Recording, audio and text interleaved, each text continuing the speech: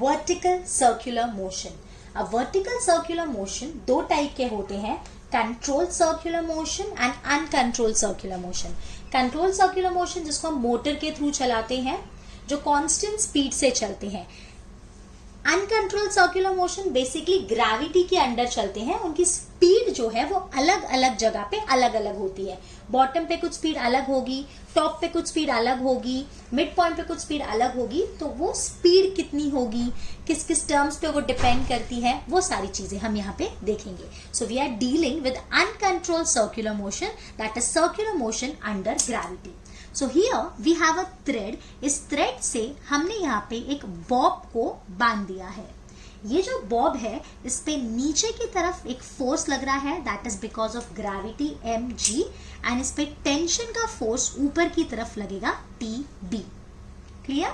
अगर हमारा बॉब यहाँ पे होगा इस जगह पे, तो आप देख सकते हो mg वर्टिकली डाउनवर्ड्स होगा, यहाँ जो टेंशन होगा वो टूवर्ड्स द सेंटर होगा td।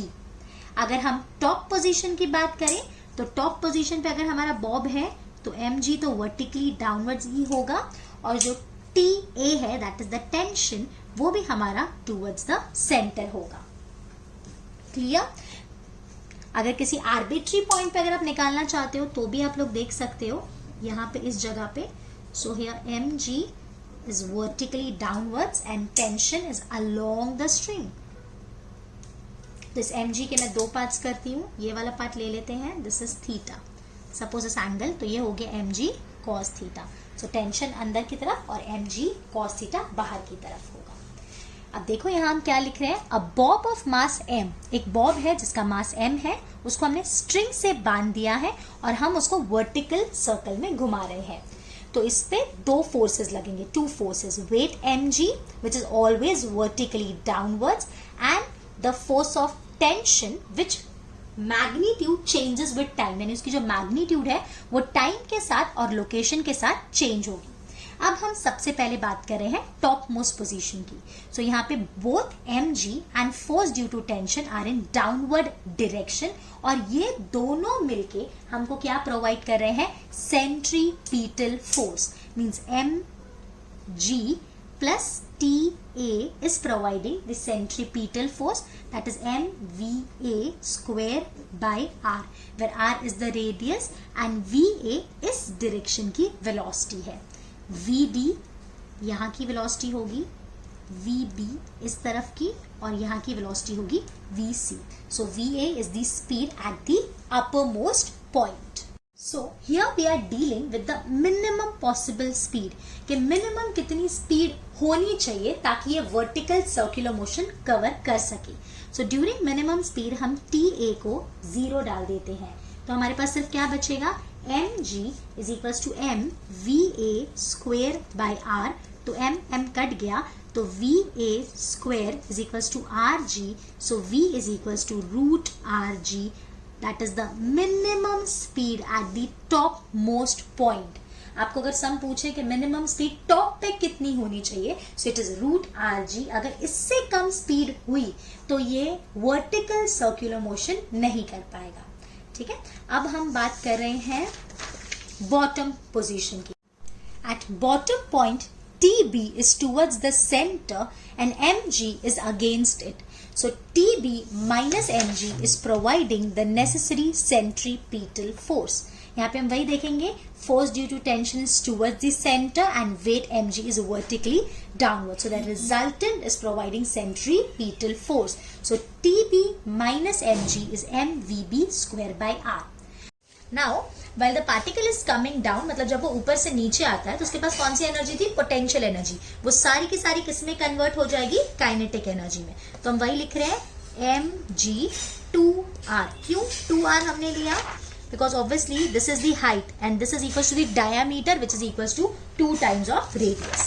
So mg2r is equals to half mvb square minus half mva square। अब m हम कॉमन निकाल के काट देंगे, तो ये हो गया vb square minus va square is equals to 4rg। So vb square is equals to 4rg plus va square. va square मतलब va इज रूट rg, तो va स्क्वायर क्या हो जाएगा rg. So vb square is 5rg. So vb is under root 5rg. So this is the minimum velocity at the lowest point. अगर इससे कम velocity होगी तो ये vertical circular motion नहीं कर पाएगा. क्लियर? अब हम एक काम करते हैं, ये इक्वेशन को मैं नाम दे रही हूँ इक्वेशन नंबर 2, और यहाँ पे ये जो इक्वेशन है इसको हम नाम दे रहे हैं इक्वेशन नंबर 1.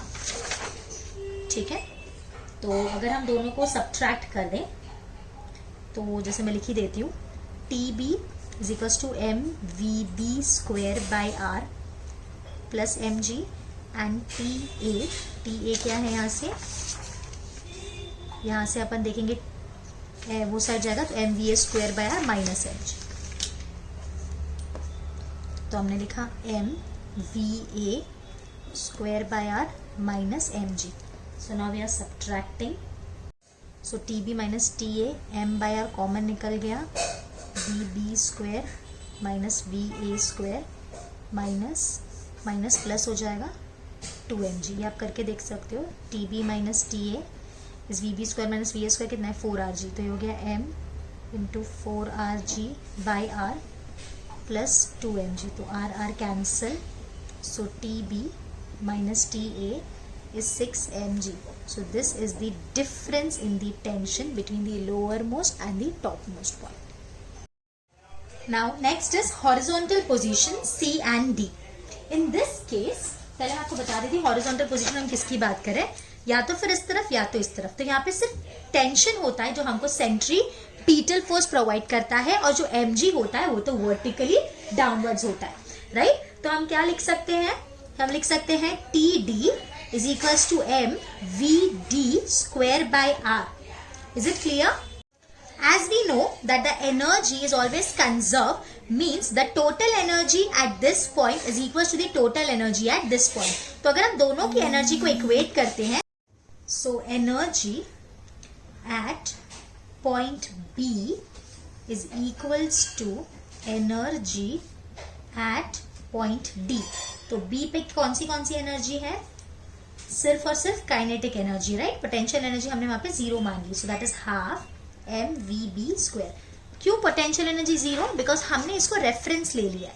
तो ये रेफरेंस पॉइंट है, तो यहाँ पोटेंशियल एनर्जी 0 हो जाएगी, और इस पॉइंट पे पोटेंशियल एनर्जी कितनी हो जाएगी, mg into H, where h is equal to the radius. तो ये हो गया mgr plus half mvd square.